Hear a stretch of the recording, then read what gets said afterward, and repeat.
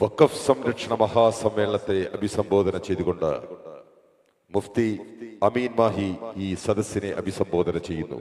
ബഹുമാനത്തോടെ സ്വാഗതം ചെയ്യുന്നു.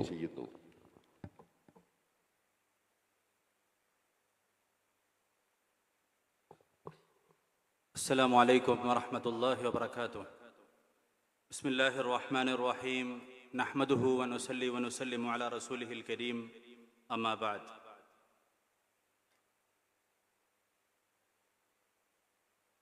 ഒരുപാട് വർഗീയ രാഷ്ട്രീയ അജണ്ടകളുള്ള BJP RSS ശക്തികൾ അനാവശ്യമായ ഒരു ആശയക്കുഴപ്പം, അങ്കലാപ്പ് സൃഷ്ടിക്കാൻ വേണ്ടി അവരുടെ അജണ്ടയുടെ ഭാഗമായി ക്രമത്തിൽ അവർ ഓരോന്നും ഉയർത്തിക്കൊണ്ടിരിക്കുകയാണ്. അതിൻ്റെ ഭാഗമായി അവരുയർത്തിയ വിഷയമാണ് വഖഫിൻ്റെ നിയമം. നമുക്കാദ്യം വഖഫ് എന്താണ് എന്ന് മനസ്സിലാക്കേണ്ടതുണ്ട്. വഖഫിലൂടെ എന്താണ് ഇസ്ലാം സംരക്ഷിക്കുന്നത്? എന്ത് സുരക്ഷിതത്വമാണ് വഖഫിലൂടെ മുസ്ലിമീങ്ങൾക്ക്, അവരുടെ സമ്പത്തിനും അതുപോലെ തന്നെ അശരണരായ ആളുകൾക്ക് എന്ത് സംരക്ഷണമാണ് കിട്ടുന്നത്? എന്തെല്ലാം കാര്യങ്ങൾ അതിൻ്റെ ഡെവലപ്മെൻറ്റുമായി ബന്ധപ്പെട്ട്, അതിൻ്റെ പുരോഗമനവുമായി ബന്ധപ്പെട്ട് നമ്മൾ അറിയേണ്ടതുണ്ട്.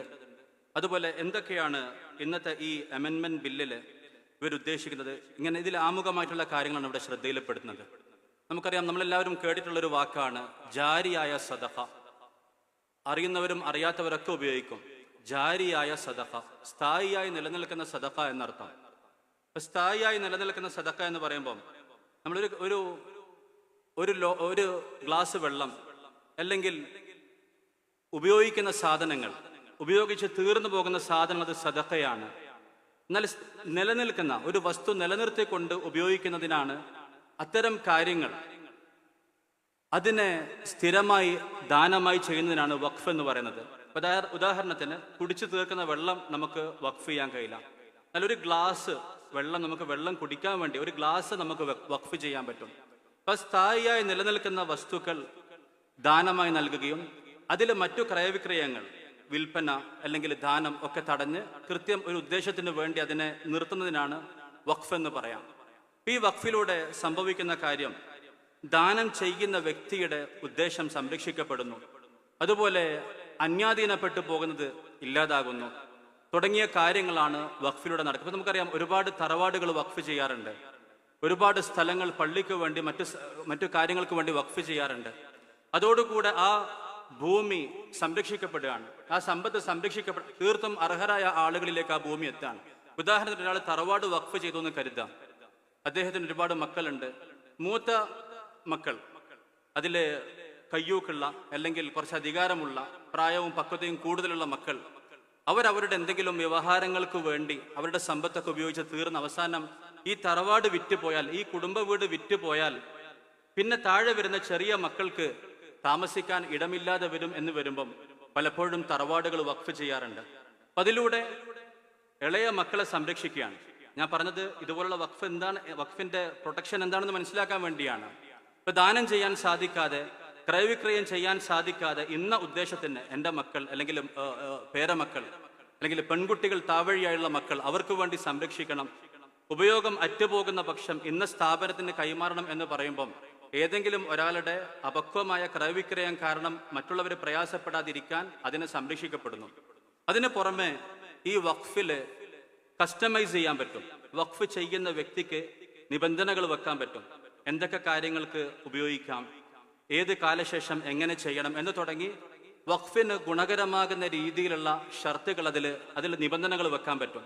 ആ നിബന്ധനകളെ നമ്മൾ പരമാവധി സംരക്ഷിക്കണം എന്നുള്ളതാണ് നിയമം. ഉദാഹരണത്തിന്, ഒരാൾ പള്ളിയിലേക്ക് പായ് വഖഫ് ചെയ്തു.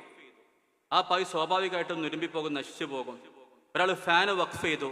ആ ഫാൻ ഒരിക്കലും ഉപയോഗിക്കാൻ പറ്റാത്തൊരു സാഹചര്യം വന്നു എന്ന് കണ്ടാൽ ഇനി നമ്മളത് വിൽക്കുകയും ആ വാങ്ങുന്ന ആ സംഖ്യ, വിറ്റ് കിട്ടുന്ന സംഖ്യ അടുത്ത പള്ളിക്ക് AC മറ്റോ വെക്കുമ്പം അദ്ദേഹത്തിന്റെ ഉദ്ദേശത്തോട് ചേരുന്ന കാര്യത്തിനാണ് ഉപയോഗിക്കുക.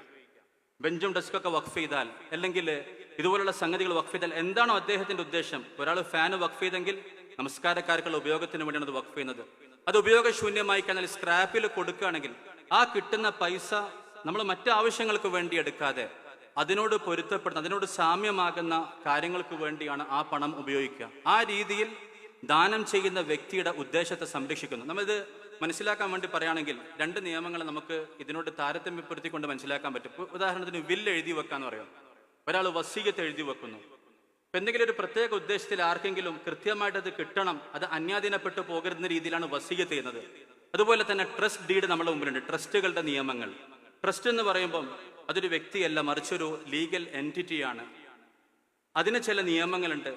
അതിൽ കൈകടത്തുന്നത് അത് വലിയ ക്രിമിനൽ കുറ്റമായിട്ടാണ് കാണുന്നത്. അപ്പൊ സംഗതി മനസ്സിലാക്കാൻ വേണ്ടി സാധാരണ അറബിയിൽ നമ്മൾ ട്രസ്റ്റ് ഡീഡ് എന്നൊക്കെ പറയുന്നത് പോലെ ബുനൂദുൽ വഖഫ് എന്നാണ് പറയാ, വഖഫ് ഡീഡ് എന്നാണ് വേണമെങ്കിൽ പറയാം. അപ്പൊ മനസ്സിലാക്കാൻ വേണ്ടി പറയാണ്, കൃത്യമായിട്ട് ഒരുപോലെ എന്നല്ല പറയുന്നത്. ട്രസ്റ്റിന്റെ പ്രവർത്തനങ്ങൾ ട്രസ്റ്റ് ഡീഡ് എന്നൊക്കെ പറയുന്നത് പോലെയാണ്.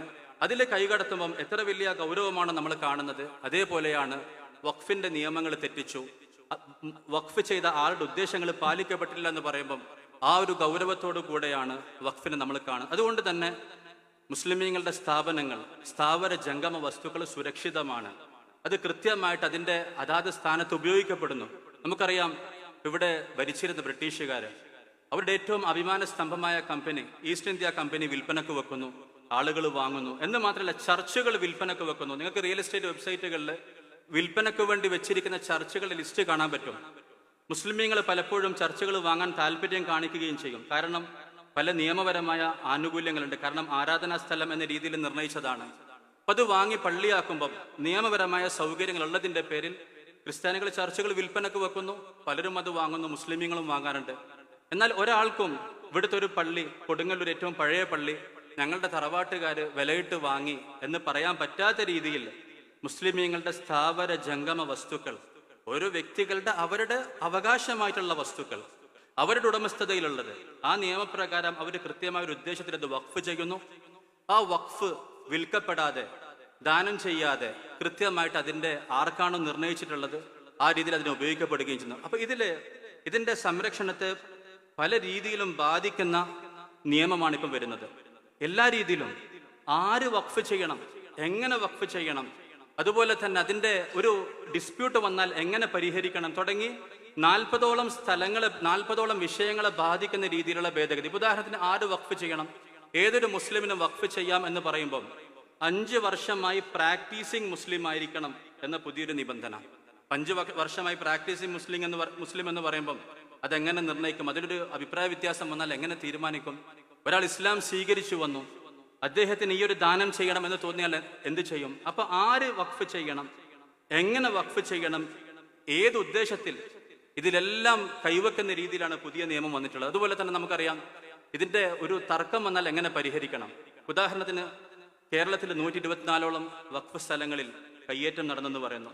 അതിന്റെ റിപ്പോർട്ടുകൾ ചിലതൊക്കെ സർക്കാരിൻ്റെതായിരിക്കും, ചിലതിൽ സർക്കാരും വഖഫും തമ്മിൽ എന്തെങ്കിലും കേസുണ്ടെങ്കിൽ പിന്നെ തീരുമാനിക്കാൻ എന്തെങ്കിലും സംശയങ്ങളോ മറ്റുണ്ടെങ്കിൽ തീരുമാന അധികാരം കലക്ടർക്ക് കൈമാറാണ്. എന്ന് പറഞ്ഞാൽ ഒരു ഭാഗത്ത് സർക്കാരാണുള്ളത്, ഒരു കക്ഷി സർക്കാരാണ്, ഒരു കക്ഷി വഖഫാണ്.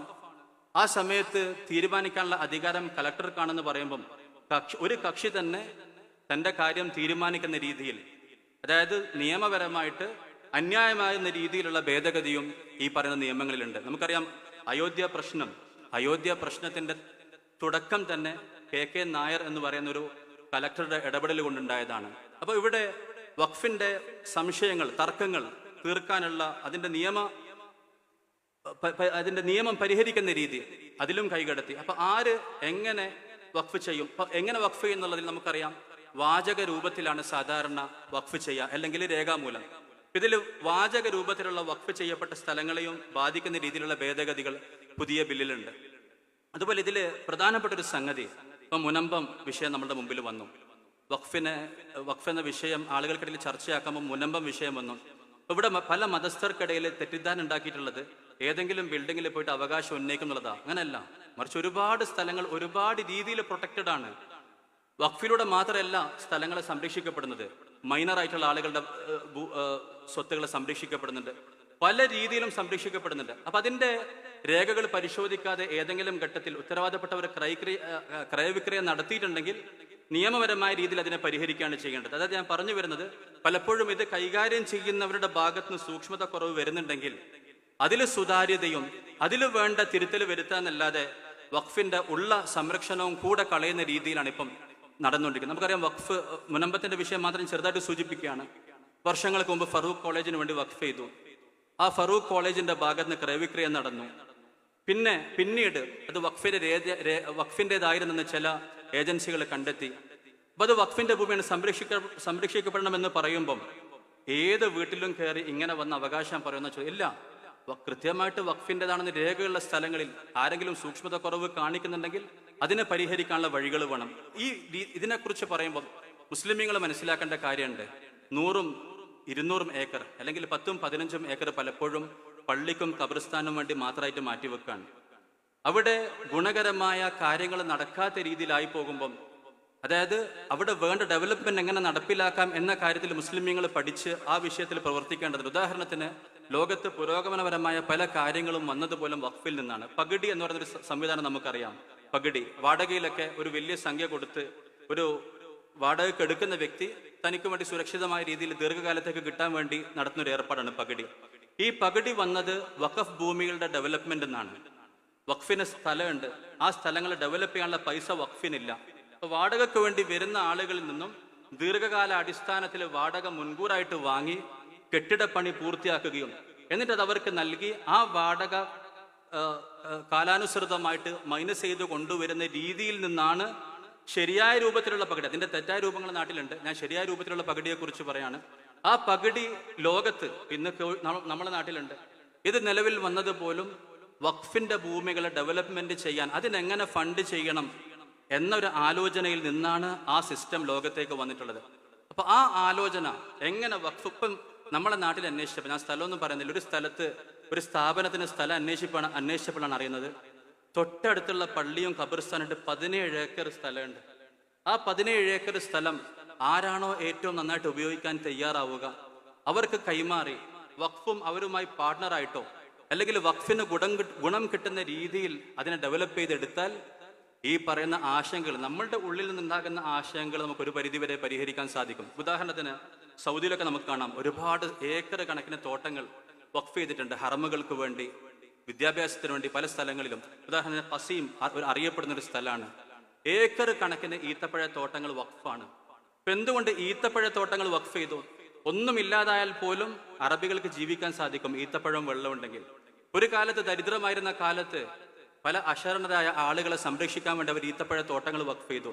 പിൽക്കാലത്ത് ഈത്തപ്പഴത്തിന്റെ വരുമാനം കുറവാണെന്ന് കണ്ടപ്പം, അതുപോലെ തന്നെ പല മേഖലകളും സമ്പന്നമായി എന്ന് കണ്ടപ്പം അവര് അതിന്റെ ചില ഭാഗങ്ങൾ പാർക്കായിട്ടും കോഫി ഷോപ്പായിട്ടൊക്കെ മാറ്റുകയും അതിന്റെ വരുമാനം ആർക്കാണോ വഖഫ് ചെയ്യപ്പെട്ടത് കൃത്യമായി അവർക്ക് നൽകി വരികയും ചെയ്യുന്നുണ്ട്. അപ്പം വഖഫിന്റെ ഡെവലപ്മെന്റിനെ കുറിച്ച്, വഖഫ് ഭൂമികളുടെ ശരിയായ ഉപയോഗത്തെക്കുറിച്ച്, അത് ഉപയോഗശൂന്യമായി പോകാതിരിക്കുന്നതിനെ കുറിച്ച് മുസ്ലിമീങ്ങൾ കാര്യമായി പഠിക്കുകയും പല വഴികൾ തേടാം. ഇപ്പം വഖഫ് എന്ന് പറഞ്ഞ ഒരു എൻറ്റിറ്റിയാണ്, ഒരു ലീഗൽ പേഴ്സൺ ആണ്.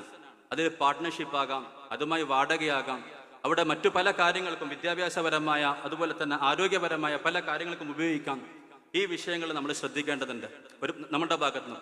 മറുഭാഗത്ത് ഇങ്ങനെയുള്ള ചില സൂക്ഷ്മത കുറവ് ചൂണ്ടിക്കാണിച്ചുകൊണ്ട് വഖഫ് മുഴുവനും വെറുതെ ഉപയോഗശൂന്യമായ ഭൂമിയാണ്, വഖഫിൽ അന്യായങ്ങൾ നടക്കുന്നു, അഴിമതി നടക്കുന്നു എന്ന് പറഞ്ഞുകൊണ്ട് മുസ്ലിമീങ്ങളെ സംരക്ഷിക്കാൻ എന്ന പേരിലാണ് ഈ ഭേദഗതി ബില്ല് വന്നിട്ടുള്ളത്. ഇതിൽ പല സ്ഥലങ്ങളിലും, എല്ലാ സ്ഥലങ്ങളിലും ആര് വഖഫ് ചെയ്യും, ഏത് ഭൂമി വഖഫ് ചെയ്യും, ഇതിന്റെ തർക്കങ്ങൾ എങ്ങനെ പരിഹരിക്കും, അതുപോലെ തന്നെ ഓരോ കാര്യത്തിൽ ഇതിൽ വഖഫിന്റെ സംരക്ഷണത്തെ ബാധിക്കുന്ന രീതിയിലുള്ള നിയമങ്ങളാണ് ഇതിലുള്ളത് എന്ന് മാത്രമല്ല വർഗീയമായ കാര്യങ്ങളും കൂട്ടിച്ചേർത്തിട്ടുണ്ട്. അതായത് ഈ പ്രശ്നങ്ങൾ തീരാത്ത രീതിയിലാകാൻ അമുസ്ലിമീങ്ങൾക്ക് 2 പേരെ സംസ്ഥാന വഖഫ് ബോർഡിലും അതുപോലെ തന്നെ കേന്ദ്ര വഖഫ് കൗൺസിലിലും 2 അമുസ്ലിമീങ്ങളെ ഉൾപ്പെടുത്തണം എന്നൊരു നിയമവും കൂടെ ഇതിൽ ചേർത്തിട്ടുണ്ട്. അപ്പൊ ചുരുക്കത്തിൽ എവിടെയെല്ലാം എന്തെങ്കിലും ഒരു സംശയത്തിന്റെ ആനുകൂല്യം വന്നാൽ അത് അന്യാധീനപ്പെട്ടു പോകുന്ന രീതിയിൽ അല്ലെങ്കിൽ സർക്കാർ അത് കൈയടക്കുന്ന രീതിയിലുള്ള നിയമപരമായ ഒരുപാട് സംഗതികളെ ഉൾക്കൊള്ളിച്ചിട്ടുള്ള ബില്ലാണ് തയ്യാറാക്കിയിട്ടുള്ളത്. 2 ജോലികളാണ് മുസ്ലിമീങ്ങൾക്ക് ചെയ്യാനുള്ളത്. ഒന്ന്, വഖഫിന്റെ കാര്യങ്ങളെ സുതാര്യമാക്കുക, ഏറ്റവും പുരോഗമനമായ രീതിയിൽ വലിയൊരു സംരക്ഷണത്തിന് വേണ്ടി നിർത്തിയിരിക്കുന്ന ഈ നിയമത്തെ ശരിയായ രീതിയിൽ ഉപയോഗിക്കുന്നു എന്നുള്ള കാര്യം ഉറപ്പുവരുത്തുക.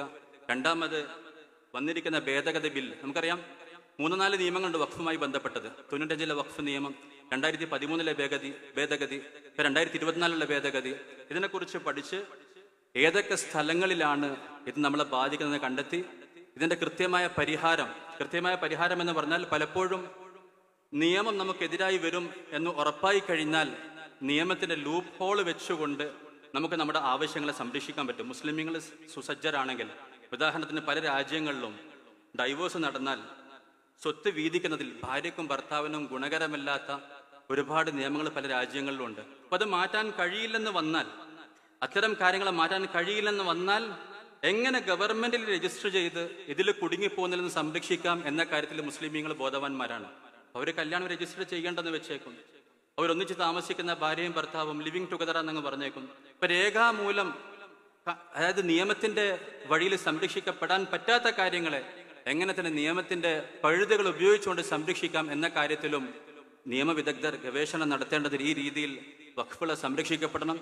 നിലവിലുള്ള വഖഫുകളെ ഏറ്റവും നല്ല രീതിയിൽ ഉപയോഗിച്ചാൽ തന്നെ തീർച്ചയായിട്ടും സമൂഹത്തിന് ഗുണകരമായ ഒരുപാട് കാര്യങ്ങൾ അത് ഉപയോഗിക്കാൻ സാധിക്കും. അല്ലാഹു തൗഫീഖ് തരുമാറാകട്ടെ.